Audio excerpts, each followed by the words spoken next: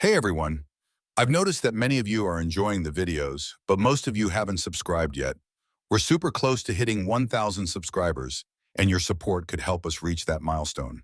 If you're enjoying the content, please hit that subscribe button and give this video a like.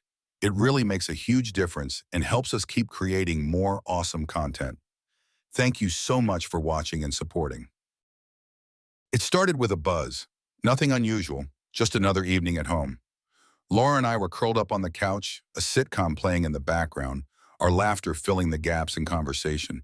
It was the kind of evening that felt right, familiar, like slipping into a well-worn sweater. But then her phone buzzed, a quick vibration followed by the dim glow of the screen. I didn't mean to look. My eyes just flickered over, a reflex I've never been able to shake, just a glance. The name on the screen didn't register at first. M. Roberts? Who the hell was Emma Roberts? Laura barely looked at it before swiping the screen down, closing the notification in one fluid motion. She shifted on the couch a little too casually, as if the message hadn't just interrupted us, as if it hadn't happened at all. Work again? I asked, keeping my tone light. No accusations, no edge. Just curious. She nodded, not looking at me. Yeah, you know how it is. They never stop, even after hours. I tried to dismiss it, but something about her quick response felt rehearsed. There was no irritation, no eye roll at having to deal with another late message from work. Just smooth acceptance. Like she'd expected it. Must be important, I said, aiming for a smile. They don't usually text you this late. Laura's lips twitched, a smile that didn't quite reach her eyes. Yeah, it's nothing. The conversation ended there, but the moment lingered. I turned back to the TV, but I wasn't really watching. My mind was stuck on that name. M. Roberts. Not a name I'd seen pop up on her screen before. Laura had always been an open book. Her phone never locked, her texts and emails visible in passing. But now that openness felt staged. The seed of doubt was planted. The next few days, I couldn't shake the feeling. Little things that I might have overlooked before started to add up. Laura's laughter seemed more forced, her smiles delayed. She wasn't looking at me the same way, her eyes darting just slightly when I caught her gaze. I tried to brush it off, convincing myself I was overthinking. But every night, there it was, another message, another notification that she quickly dismissed. She'd say it was work, and I'd nod along like an idiot. But Emma Roberts didn't sound like anyone from her office. I started paying attention to her schedule, where she said she'd be, how long she'd stay out. Little discrepancies started piling up, dinners that ran too long, meetings that didn't line up with her usual hours. She'd laugh off my questions or get annoyed, throwing up the walls of, I don't need to explain myself before I could push any further. But that name, Emma Roberts, kept circling in my head, an itch I couldn't scratch, a shadow that seemed to grow darker every time I glanced at her phone. One evening, she stepped out of the room to take a call. I waited until I heard the soft click of the door closing behind her before I reached for her phone, fingers trembling. It was unlocked, like always. I scrolled through her messages, emails, nothing unusual, nothing glaringly out of place. Just the mundane texts to colleagues and friends. But when I searched for M. Roberts, nothing came up. No texts, no emails, no calls, like the name didn't exist. But I knew I hadn't imagined it. The realization hit like a gut punch. She was deleting them, covering her tracks. I tried to confront her once. It was late, one of those rare nights when she wasn't glued to her phone. I mentioned the texts, the unusual hours. She looked at me, expression carefully neutral, and asked, David, David, are you accusing me of something? The way she said my name, so calm, so steady, made me doubt myself. Made me feel small, like I was grasping at straws. No, I said, backing off. I'm just wondering. It seems like work's been getting pretty demanding lately. Laura sighed, a long, exaggerated breath. It's just the nature of the job. You know that. Don't start acting paranoid. Her voice softened, and she reached out to squeeze my hand. I don't need you doubting me right now. I have enough on my plate. There it was, flipped back on me, my doubts, my fault. I nodded, letting the conversation drop, but I wasn't convinced. That tiny voice in the back of my head kept whispering, urging me to dig deeper, to find out what she was hiding. I needed proof, something undeniable. Weeks passed and I started noticing more signs, things I hadn't paid attention to before. Laura's wardrobe began to change. Outfits that once only saw the inside of our closet were suddenly in rotation, paired with new shoes and expensive jewelry I didn't remember buying. She looked different, more polished, a glow in her skin, a brightness in her eyes that didn't belong to me. I found myself replaying every moment we'd shared over the last few months. The late-night dinners she skipped, claiming exhaustion. The sudden business trips that were never mentioned in advance. Every time I brought up a new inconsistency, she'd brush it off, the same infuriatingly calm tone in her voice. David, you're imagining things. David, it's not like that. David, you're being ridiculous. Maybe I was. Maybe I'd lost it. But there was one thing I couldn't ignore. Every night when her phone buzzed, her expression would change. Just for a second, a flicker of something. Guilt? Panic? I don't know. But it was enough to tell me I wasn't completely insane. I started keeping track of the messages, timing them, noting the intervals. They came like clockwork, around 9 p.m., right when we'd settle in for the evening. I'd hear the buzz, and she'd glance down, her fingers tapping out a quick reply before setting the phone face down on the table, as if that could hide what she was doing. One night, after she'd gone to bed, I stayed up, staring at the empty living room. The TV played softly in the background, but I couldn't focus. My gaze kept drifting to her phone, just sitting there on the coffee table, mocking me. I couldn't take it anymore. I grabbed it, my hands shaking. I knew I'd find nothing in the messages, but this time I wasn't looking for texts. I opened the web browser, my heart pounding in my chest, and there it was, a private messaging app I'd never seen before, one that wasn't on her main screen. Buried deep in the settings, hidden away. My chest tightened. I scrolled through the conversation, the blood draining from my face as I read line after line. It wasn't just the texts, the suggestive messages. They were planning something. Every word felt like a punch to the gut. She'd been strategizing, carefully plotting her exit, with him. And then I saw his name, Michael Roberts, the same name I'd glimpsed that first night, the name she'd casually brushed off. The realization crashed over me in a wave of nausea and fury. She wasn't just cheating on me, she was using me. Using everything I'd built, everything I'd given her, and tossing it aside like garbage. I dropped the phone, hands trembling with rage. Everything felt wrong, like I was trapped in someone else's nightmare. How long had this been going on? How stupid had I been, playing the role of the clueless husband while she laughed behind my back? I stood there staring at the screen, my world crumbling around me. But amidst the shock, the disbelief, one thought cut through the haze of pain. She's going to pay for this. For days, I tried to carry on like everything was normal, pretending I didn't know what I knew. But there was no way to shut out the roaring in my head. Every conversation, every laugh or touch felt tainted, hollow. She would kiss me goodnight, and I'd lie awake, the words from her messages echoing over and over, twisting the knife deeper each time. I couldn't confront her, not yet. Not when I was still reeling, unsteady. I needed time to think, to plan. I couldn't risk tipping my hand too early. Instead, I started to watch and listen, piecing together the fragments of her deceit like a puzzle. It didn't take long to notice how others were behaving differently around me. Conversations would falter when I entered a room, friends shifting uneasily, their eyes darting away. At first, I brushed it off as my own paranoia, but then I caught it. The knowing looks, the awkward pauses, as if they were trying to decide if I knew what they did. The confirmation came at a neighborhood barbecue. The casual chit-chat felt strained, and I couldn't shake the feeling that everyone was tiptoeing around something. I noticed Laura standing with a group of our friends, her laughter sharp and too loud. As I approached, the group fell silent. Eyes flickered between Laura and me, and for a split second I saw it. Sympathy.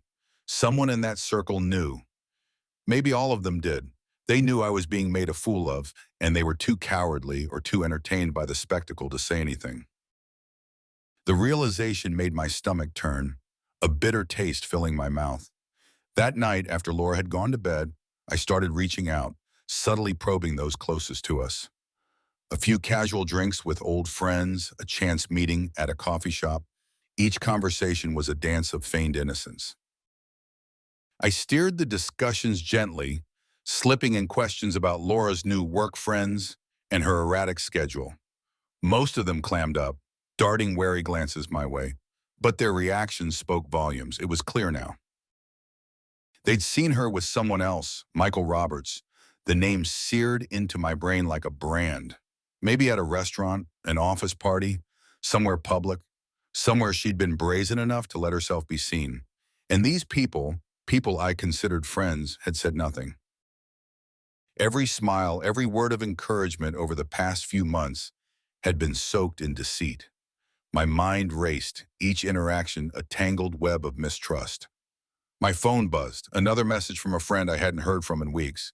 It was a hollow attempt to check in, to make small talk. I read between the lines. They wanted to know what I knew, how much I'd figured out. "Everything's fine," I typed back, my fingers steady on the screen. "Laura and I are great." I stared at the message, the lie burning on my tongue before hitting send. Let them think I was still in the dark. Let them underestimate me, just like she did. But the longer I played this game, the more erratic I became. I found myself checking Laura's phone obsessively, timing her comings and goings. I started monitoring our finances, looking for discrepancies, anything to confirm just how deep her betrayal went. Credit card charges to places I'd never heard of, unexplained cash withdrawals, a steady trickle of expenses that I couldn't account for. Every new piece of evidence piled onto the anger building inside me, hardening into something dangerous. I was unraveling, my thoughts were chaotic, shifting between rage and despair, guilt and bitterness. Was it something I'd done? Had I driven her away without even realizing it? The self-doubt gnawed at me, threatening to undermine my resolve. But then I'd see her laughing on the phone, her face lit up with a happiness I hadn't seen in a long time, and I knew, no, this wasn't my fault. Laura was choosing to do this. She was choosing to destroy everything we'd built together. The final blow came on a Wednesday evening. Laura was out, another work dinner, she'd claimed, her tone dismissive.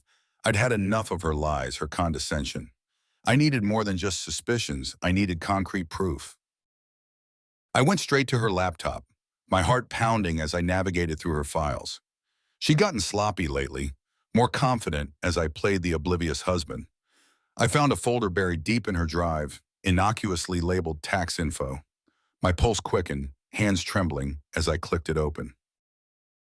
There it was, message logs, screenshots, emails. My blood turned to ice as I read through them, each word driving the betrayal deeper into my chest. Michael wasn't just some fling, he was the escape plan, the man she'd been confiding in, strategizing with. Every message was a thread in the web they were weaving to trap me, to drain everything I had. "Once the accounts are settled, I can move forward with the divorce," one message read, dated months ago. "David's too trusting. He'll never see it coming." Rage blurred my vision. They'd been planning this for longer than I'd even suspected. Every intimate moment, every shared smile or touch had been a lie. And now she was setting the stage to take half of everything, leaving me with nothing. But one email stood out from the rest, a draft she'd never sent. It was addressed to me. "David, I'm sorry it had to end this way, but we both know I deserve more. I deserve better. You'll be fine without me eventually. This is for the best." My breath caught in my throat. The arrogance, the cruelty in her words was staggering. She wasn't sorry. She felt entitled. Entitled to walk away from the life we'd built together and into something shinier, wealthier. I'd been nothing more than a stepping stone for her. I slammed the laptop shut, my hands shaking with a mixture of fury and hurt. Every instinct screamed at me to confront her, to tear her lies apart and expose her for what she was. But that wouldn't be enough. Not anymore. A confrontation would only give her the satisfaction of knowing she'd gotten under my skin. I wouldn't let her see how deeply she'd cut me. I needed to hit her where it would hurt the most. I needed to dismantle everything. The next morning, I acted as if nothing had changed. I kissed her goodbye before she left for work, forced to smile when she mentioned another business trip coming up soon. But inside, I was already building my strategy, calculating the best way to take everything she thought she had. My first move was subtle. I contacted a financial advisor, someone discreet, with no ties to anyone in our circle. I needed to know my options, what I could do without tipping her off. We reviewed our joint assets, the various accounts I'd set up over the years. As it turned out, I still had control over far more than she realized. The advisor suggested something simple but effective: slowly siphon off the liquid assets into separate accounts, ones she couldn't access. Do it in small amounts, untraceable. I agreed and began the process immediately, draining funds from our joint account bit by bit. Next, I changed the passwords to everything: bank accounts, investment portfolios, even our shared subscriptions. I left Laura's access intact for now. I wanted her to see those balances plummet, watch as the money she planned to use for her new life with Michael disappeared. She'd come looking for answers, and by then, it would be too late. But I didn't stop there. I combed through her email and found the contact information for the lawyer she'd been in touch with. I noted every detail, every legal maneuver she'd planned. I forwarded it all to my own lawyer, ensuring we'd be ready to counter anything she tried. The changes were subtle enough that she didn't notice, at least not right away. But then the call started. Laura's voice took on an edge I hadn't heard before, a hint of panic as she tried to make small talk over dinner, dropping hints about financial trouble at work. I played along, pretending to listen sympathetically, while inside I seethed with satisfaction. She was starting to feel the pressure. Good, let her squirm, let her wonder what was going wrong. It was just the beginning. That night, I went through her messages again. I read them slowly, methodically, until every word was seared into my memory. There was no turning back now, no room for second thoughts or regrets. When she came home, looking frazzled and distracted, I smiled. "Everything okay?" I asked, my voice dripping with faux concern. "Yeah," she murmured, avoiding my gaze. "Just work stuff." I nodded, resisting the urge to laugh. She was unraveling, just like I'd been. But this time, I was the one holding the strings. Laura retreated to the bedroom early, probably to call him, to get reassurance that everything would be fine, that their plan was still intact. But she had no idea what was coming. I poured myself a drink, the burn of the whiskey steadying my resolve. This wasn't going to be quick or clean. It wasn't going to end with a confrontation or a confession. No, I was going to burn her world down, piece by piece. And I'd make sure she knew exactly why. The day I knew I'd been waiting for came without warning. Laura stepped into the living room that morning, her face carefully blank. But there was something simmering just beneath the surface, an energy, a barely concealed sense of urgency. She stood in front of me, hands on her hips, eyes narrowed, like she was preparing for a battle she'd already won. It took everything I had not to give myself away, to maintain the same tired, defeated look she expected to see. "I need to talk to you," she said, voice low and firm. I nodded, feigning casual disinterest as I closed the lid on my laptop and leaned back on the couch. "Sure, what's up?" She took a deep breath, her gaze darting around the room like she was searching for something to anchor herself. Then she turned back to me, chin lifted, shoulders squared. "I'm leaving, David," she announced, her voice steady but lacking the bite I knew she wanted it to have. "I've thought about this for a long time, and I've made my decision." My pulse hammered in my ears, but I forced myself to keep my expression neutral. "Leaving?" I repeated, as if the word were foreign, like I couldn't quite grasp its meaning. "Yes." She crossed her arms as if bracing herself for a fight that wouldn't come. I think it's best for both of us. Why now? I asked softly, studying her face for any cracks in her resolve. I thought we were doing okay, considering. Laura sighed, a small, exasperated sound that hinted at the contempt she was no longer bothering to hide. That's just it, David. Okay isn't enough. I deserve more. We deserve more. This marriage, it's suffocating me. I'm not happy. There it was, the line she'd practiced so well, the justification she needed to ease her conscience. I could see it in her eyes, the rehearsed speech, the false sincerity. She wasn't happy. It was supposed to make everything she'd done acceptable, reasonable even. A clean break with no blame, as if I were some unfortunate casualty in her pursuit of a better life. I swallowed hard, pretending to struggle with my response. Is there someone else? I asked quietly, knowing damn well who that someone was. Her mouth tightened, the brief flicker of guilt in her eyes giving her away. No, she lied too quickly. This isn't about anyone else. It's about me, about what I need. I nodded slowly, letting the silence stretch between us. I could practically feel her discomfort growing, the urge to defend herself, to justify. But I wouldn't give her the satisfaction of hearing me plead or beg. Instead, I let out a long breath, then nodded again, as if I were finally accepting the inevitable. I understand, I murmured. If that's what you need, Laura, I won't stand in your way. The relief that washed over her was almost comical. She'd expected resistance, a struggle to keep her, but my compliance caught her off guard. For a split second, I saw something in her expression falter, as if she were unsure how to proceed. Good, she said, regaining her composure. I'm glad you're being reasonable about this. She paused, then glanced down at the small pile of documents she'd placed on the coffee table. Legal papers, every last page meticulously filled out, signed and dated. All she needed was my signature. The final seal of approval, the last piece of leverage. I'm not asking for much, she continued, voice gentler now, trying to maintain the illusion of decency. Just what's fair, half of everything. I know you've been the primary earner, but I've contributed in my own way. We built this life together, and I just want what's right. Her words, the casual way she spoke of fairness, made my skin prickle with barely restrained rage. This was it, her final play. All she had to do was take those papers and walk out the door, leaving me to pick up the pieces. But she had no idea I'd been tearing those pieces apart long before she'd made her move. Oh, ma'am, King, I said softly, reaching for the pen. Let's get this over with.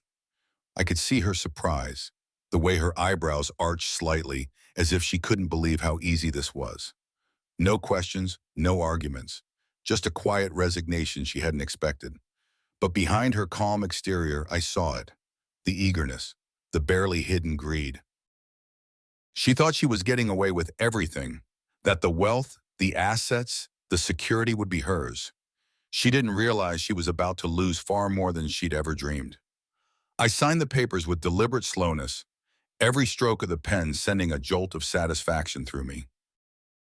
This was all part of the plan. Let her think she'd won.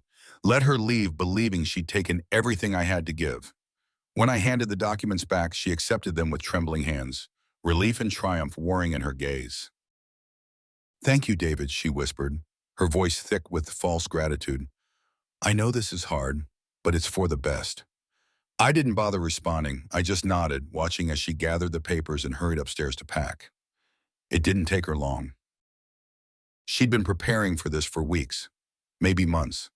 Suitcases neatly lined up by the door, everything she thought she could take without making me suspicious. I stood in the doorway as she loaded her car, her smile growing with every trip back and forth. When she finally turned to face me, there was something almost tender in her expression, a glimmer of the woman I'd once loved. I really am sorry, she murmured, eyes downcast. I hope you find someone who can make you happy. The laugh that bubbled up was bitter and raw, but I kept it locked behind a tight smile. Goodbye, Laura. She blinked, taken aback by the finality in my voice, but then she nodded and got into the car. I watched as she pulled out of the driveway, her silhouette a blur behind the tinted windows. When she disappeared down the street, I closed the door quietly and leaned against it, my breath coming in short, sharp bursts. It was done. She was gone. I waited a full hour, pacing the length of the living room, adrenaline coursing through my veins. Then I moved to my laptop, fingers flying over the keyboard. The first transfer was complete, our joint savings account, drained and rerouted into an offshore account. I'd left just enough to keep the bank from raising alarms, but it wouldn't matter. The damage was already done. Next, I pulled up the investment portfolios. The stocks and bonds we'd shared, the real estate properties, everything was liquidated or transferred into my name. By the time Laura realized what was happening, I'd be miles ahead. There'd be no way to trace it, no legal recourse she could take. I called my lawyer, confirming the new accounts were set up. We spoke in terse, efficient sentences. He knew the stakes, and he knew I wasn't interested in sympathy or moral discussions. He just needed to do his job. And he did, flawlessly. When I hung up, I sat back, letting the reality of it all sink in. Laura thought she'd left me with nothing. She thought she'd walk away with half of everything and a new life waiting on the other side. But she hadn't counted on one thing. My resolve. She wanted half of everything? Well, now she'd have to settle for half of nothing. As the hours passed, I kept my phone nearby, waiting for the inevitable call. It came the next morning. Laura's voice was tight, frantic. "David, I can't access the accounts," she stammered. "What's going on?" I let a beat of silence hang in the air before answering. "I don't know, Laura. Maybe you should call the bank." "I did," she snapped, panic rising. They said you closed the accounts." I took a slow breath, letting her words wash over me like a cool breeze. "I guess you didn't read the fine print. You left me, remember? Those assets were contingent on the marriage." "What are you talking about?" Her voice cracked, desperation bleeding through. "You said you wouldn't fight this. I said I wouldn't stand in your way," I corrected softly. "But I never said I'd let you take what's mine." Silence. Thick, heavy silence. I could almost see her face, the way it would crumple as she realized just how thoroughly I'd outmaneuvered her. "David, please," she whispered, all pretense of strength gone away. "I have nothing. You can't do this to me." "Yes, I can," I murmured. And I just did. I ended the call, dropping the phone onto the table. My chest heaved, a strange sense of calm settling over me. She would try to call again, no doubt. Maybe even show up at the house begging for mercy. But it wouldn't matter. Laura had made her choice. Now she'd have to live with it. I stared out the window, watching the morning light seep through the blinds. Everything was quiet, still, peaceful even. And for the first time in months, I felt free. Laura didn't call again, not that first day or the next. I imagined her sitting in whatever empty apartment she'd rented, staring at her phone, watching the numbers in our accounts disappear as I moved everything to the new accounts I'd set up months earlier. I'd left a few dollars in each, just enough to make the balances appear active, but practically worthless. The silence was telling. She wasn't one to back down, but I knew she wouldn't want to show weakness so soon after making her triumphant exit. She'd wait until she'd gathered her composure, until she thought she could control the narrative. In the meantime, I kept moving. The day after her first call, I met with my lawyer again, finalizing the paperwork for transferring the deed to the house into my name alone. Legally, she had no right to it now. The documents she'd signed had more than just divorce settlements buried in the fine print. I'd made sure of that. "What's next?" my lawyer asked, eyeing me curiously as I signed the last page. "Just keep an eye out," I replied. "Make sure there are no surprises." There was one thing left I hadn't told him about, something I needed to handle on my own. From the moment Laura left, I'd tracked every move she made. It wasn't hard. I knew her habits, her routines. The private investigator I'd hired weeks ago had followed her closely, keeping me updated. Her destination after leaving me was predictable: Michael Roberts' luxury condo, nestled in the heart of downtown. The place I was supposed to believe that she'd earned through her own ambition, through her charm and wit. But it wasn't hers, not really. And that's what she was about to learn. I waited a few days before making my next move. Patience had been my greatest ally through this whole ordeal. The initial thrill of her downfall was already wearing thin, but I knew there was more to come. I needed to see her face when she realized just how deeply I'd cut her. It was a Thursday evening when I decided to pay her a visit. I took the elevator up to Michael's penthouse, the mirrored walls reflecting a calm I didn't feel. My mind raced with what-ifs, with thoughts of how she'd react when she saw me. But I'd made up my mind. There was no turning back now. I knocked once, then twice, no answer. I was just about to leave when the door swung open, revealing Laura's wide eyes, a look of shock freezing her features. "David?" she stammered, glancing behind her as if she expected someone else to appear at my side. "What are you doing here?" "Just came to check in," I said smoothly, ignoring the way her gaze darted to the open living room behind her, like she was searching for Michael's presence. I stepped past her, uninvited, taking in the sleek furnishings, the cold, sterile beauty of the place. "Nice spot." "So this is where you thought you'd start your new life, huh?" She closed the door slowly, her expression morphing into a guarded mask. "What do you want?" "I think you already know." I turned to face her, letting my eyes roam over the room with exaggerated disinterest. I just wanted to see it for myself, to understand what was so worth throwing everything away. "David," her voice was tight, strained, "you have no right to be here." "Neither do you." My smile was thin, humorless. "You might want to ask Michael about that." Confusion flickered across her face, quickly replaced by anger. "What the hell are you talking about?" I pulled out my phone and swiped through the messages I'd gathered over the last few weeks, ones I hadn't shown my lawyer, ones I'd kept for this exact moment. I tapped on a file and turned the screen to her. The texts were all there, sent from Michael's number, detailing conversations he'd had with his lawyer about their own finances, his ex-wife, and the impending legal battles he faced. Conversations about Laura and how disposable she really was. Her face blanched as she read the messages, each line draining more color from her cheeks.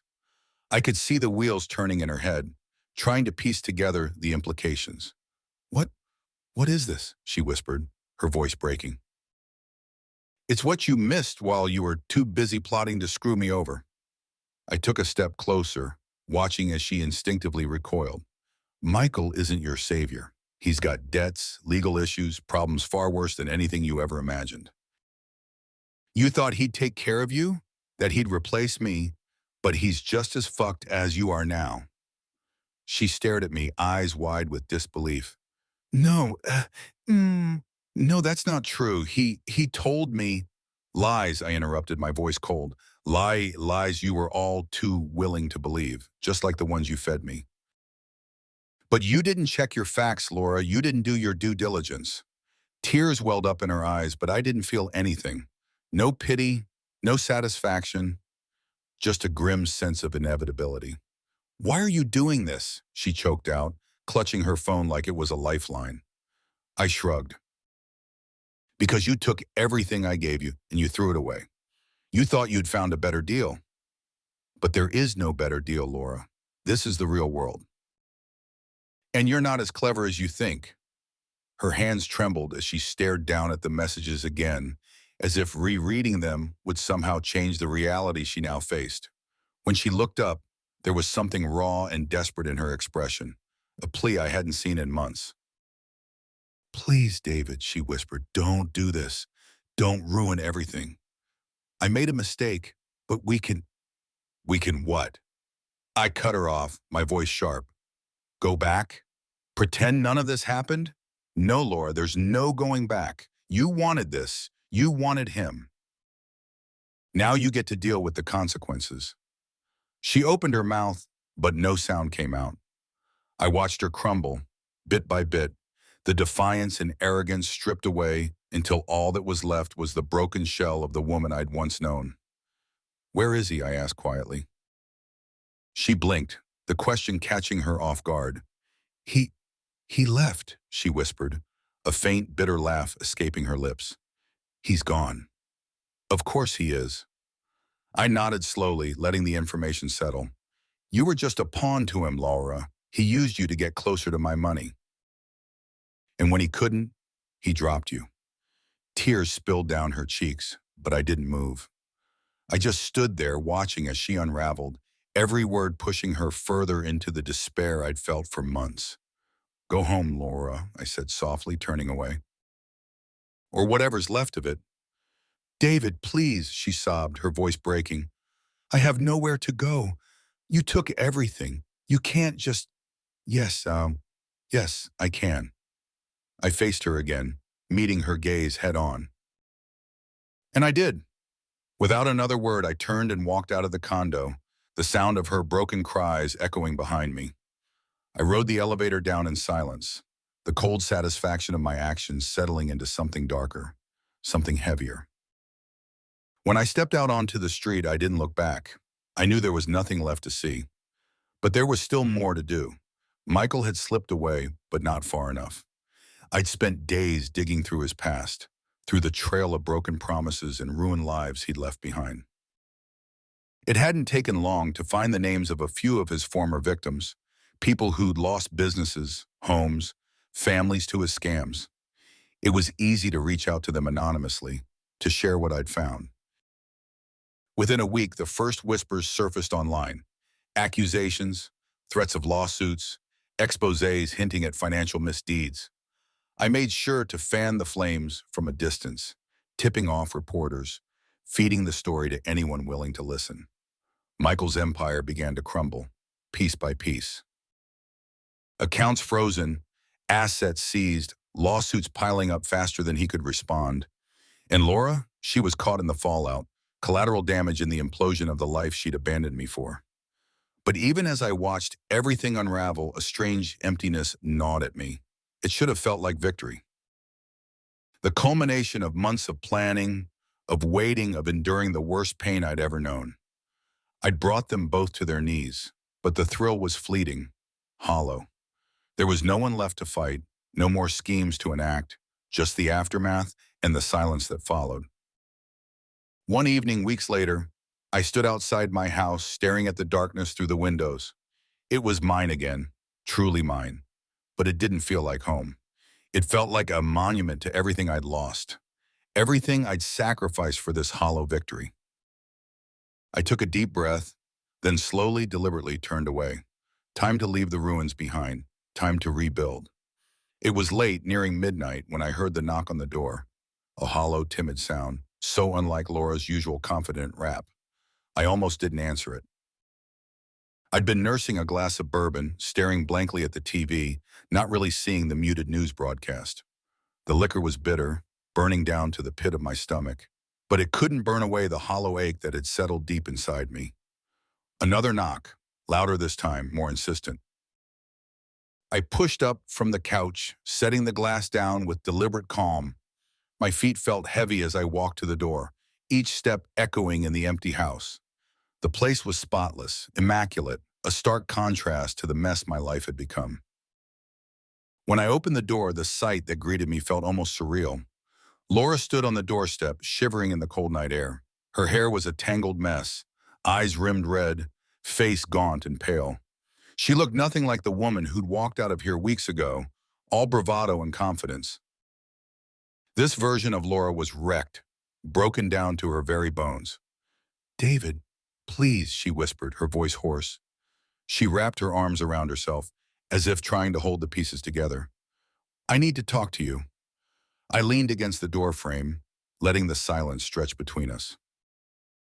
There was no satisfaction in seeing her like this, no thrill of victory, just a deep, abiding emptiness. What do you want, Laura? I asked quietly, keeping my voice level.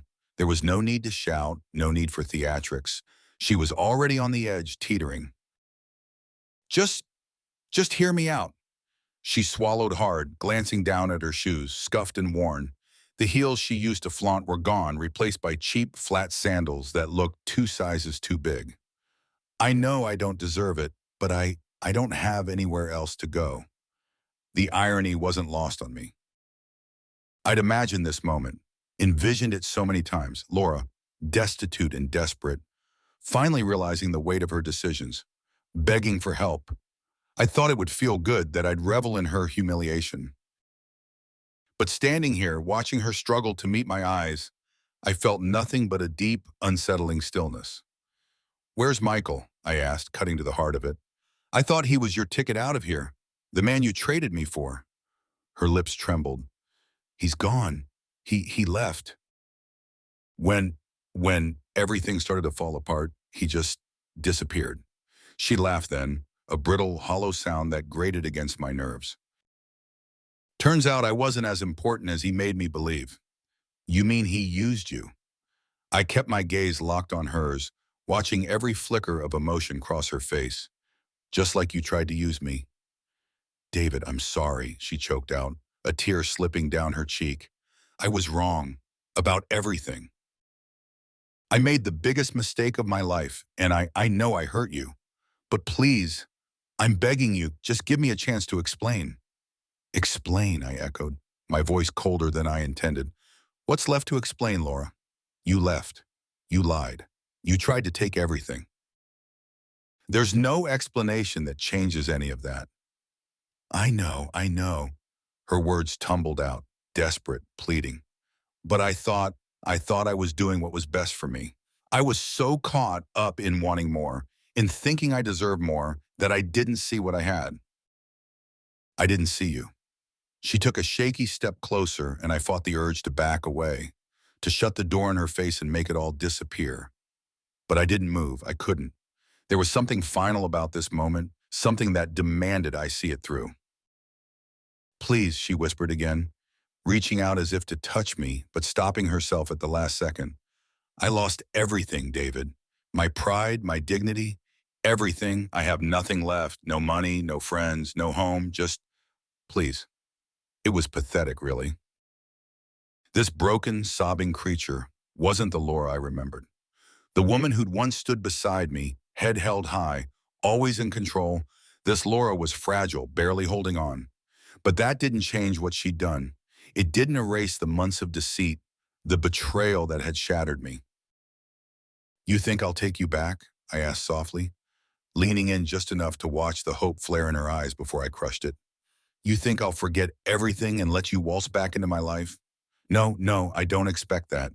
She shook her head frantically, tears spilling freely now. I need help, David, just a place to stay, somewhere to get back on my feet.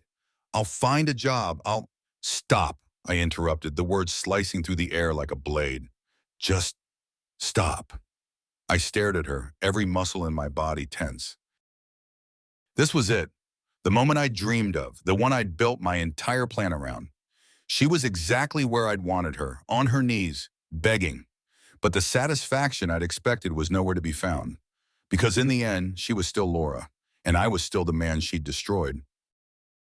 "Tell me, Laura," I said slowly, enunciating each word with deliberate care. "What exactly do you want from me?" Her breath hitched. "Just forgiveness, a chance to make things right." Forgiveness? The word tasted bitter on my tongue. "Why should I forgive you? After everything you did, after every lie you told, what makes you think you deserve it?" "I don't," she whispered, her voice breaking. "I don't deserve it, but I'm asking anyway." Something shifted inside me, a tight knot of rage and pain unraveling all at once. I took a step back, inhaling deeply as I struggled to find the words. I thought revenge would fix this," I murmured, more to myself than to her. "I thought seeing you suffer would make it all worth it. But it doesn't. It just leaves this emptiness. Because no matter what I do, it doesn't change what happened. It doesn't change you." Her face crumpled, a sob escaping her lips as she dropped her head, shoulders shaking with the force of her grief. "You ruined us," I continued, my voice low but unrelenting. "You ruined me.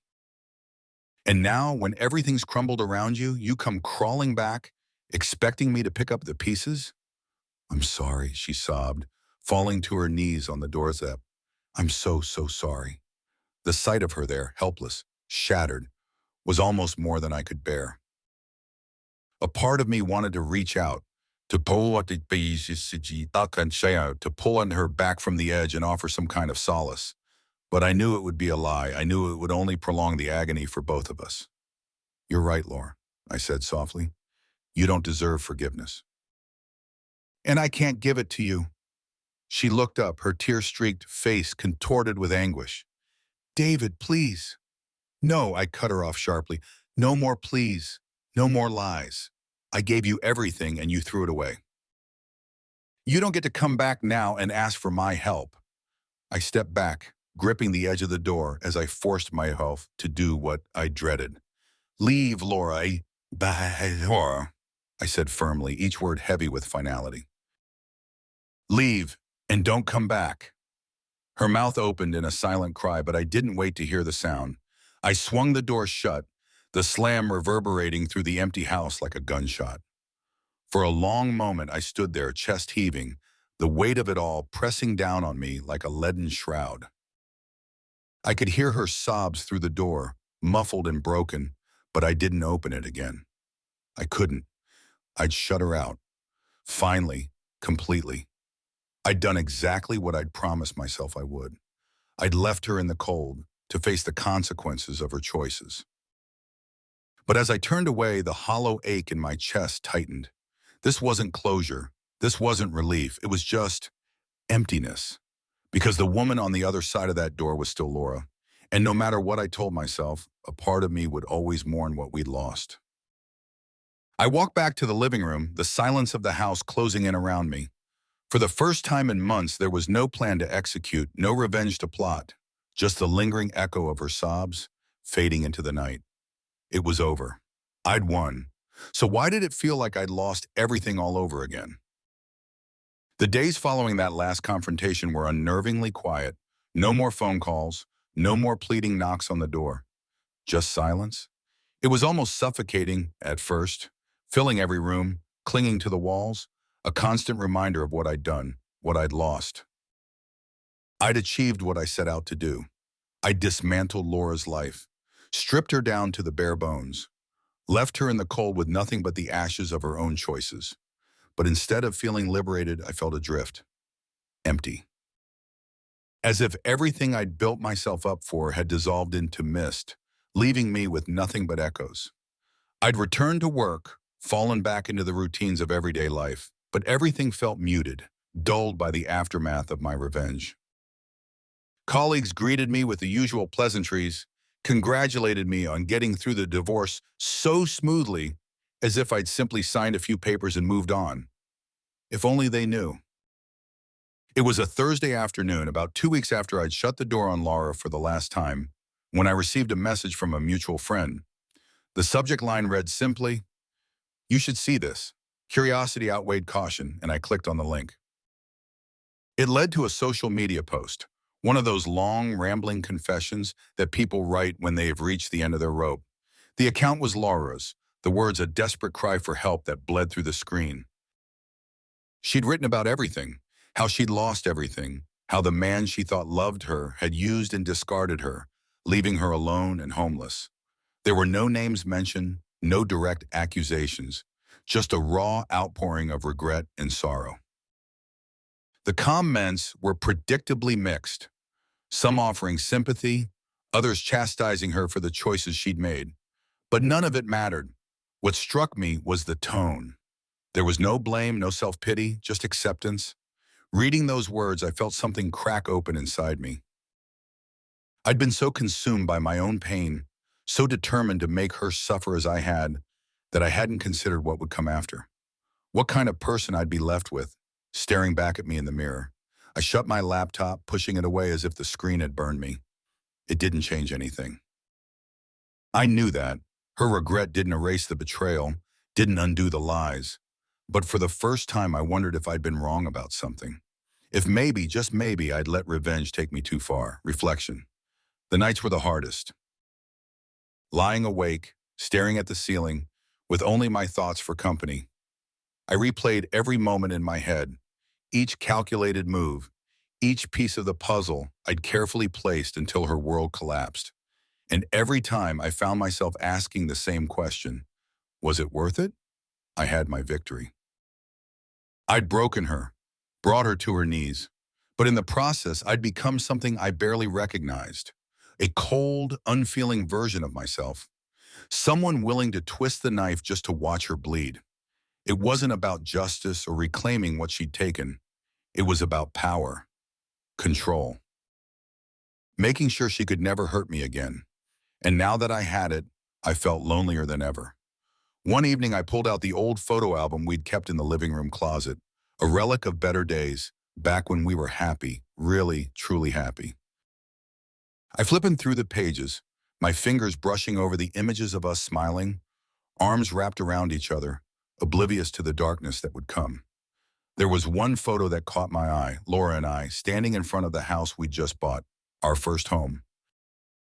We looked so young, so hopeful.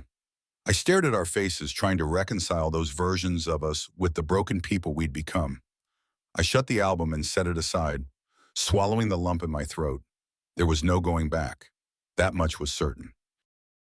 But I couldn't keep living in this purgatory, hovering between anger and regret. I had to move forward, somehow.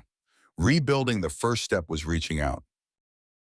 I called an old friend I hadn't spoken to in months, someone I distanced myself from during the worst of it, too ashamed and bitter to let anyone see the real me.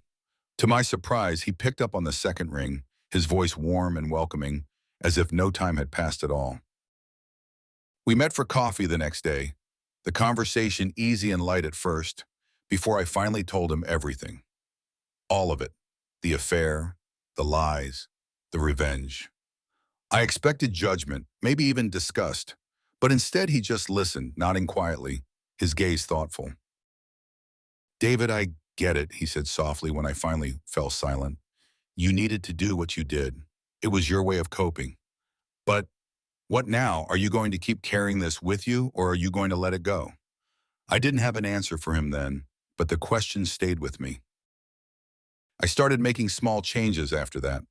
Little things like finally putting away Laura's old belongings, things I'd kept in the attic, as if holding on to them would keep some part of her alive in this house. I began going out more, reconnecting with people I'd pushed away. Each interaction felt like a tentative step out of a dark tunnel, the light growing brighter with every conversation. I even started dating again, though dating was too strong a word.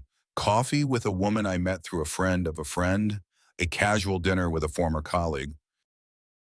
Nothing serious, nothing with strings attached, just trying to feel normal again, to see if there was still something inside me that could connect with another person.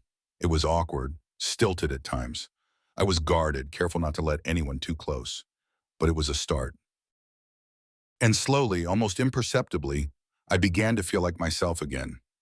Not the man I was before, but someone new, someone stronger. Acceptance and moving forward. The final turning point came on an unremarkable Wednesday afternoon. I was driving back from a meeting when I spotted her, Laura, standing at the corner of a busy intersection. She looked different, dressed in plain clothes, her hair tied back in a simple ponytail. For a moment, I thought about pulling over, about saying something. I didn't know what, but the urge was there, buzzing beneath my skin. But then she turned and our eyes met across the traffic. There was no recognition in her gaze, no flicker of the woman I'd once loved. Just a weary acceptance, as if she'd finally come to terms with her new reality. She nodded slightly, a gesture of acknowledgement, and then looked away. And that was it. She walked off, disappearing into the crowd, and I let her go. Something shifted inside me then, like a weight lifting. I realized that it wasn't just about forgiving her, it was about forgiving myself. For the anger, the obsession, for letting her betrayal define me for so long. I took a deep breath, the air tasting fresher than it had in months, and drove away. A new beginning. In the weeks that followed, I focused on building a life that was mine alone, one that wasn't tied to revenge or bitterness. I picked up old hobbies I'd abandoned, joined a book club, even started volunteering at a local charity. The more I invested in myself, the more the emptiness faded, replaced by something quieter, more enduring. Peace, it wasn't complete. There were still nights when I'd wake up, the old pain flaring like a fresh wound, But each time, it hurt a little less. Each day I felt a little stronger. And one morning as I stood at the edge of the porch, watching the sunrise paint the sky in hues of orange and gold, I felt something I hadn't in a long, long time. Hope. Maybe I'd never be fully healed. Maybe there would always be scars, but I could live with that. I could move forward, embracing the person I'd become through all the darkness. I glanced back at the house one last time before stepping off the porch, the door clicking shut behind me. It was time to leave it all behind, the memories, the pain, the past. Time to start a new chapter. One that was mine, and mine alone. As I walked down the path, the lingering thought followed me like a shadow. I didn't just get my revenge, I got my life back.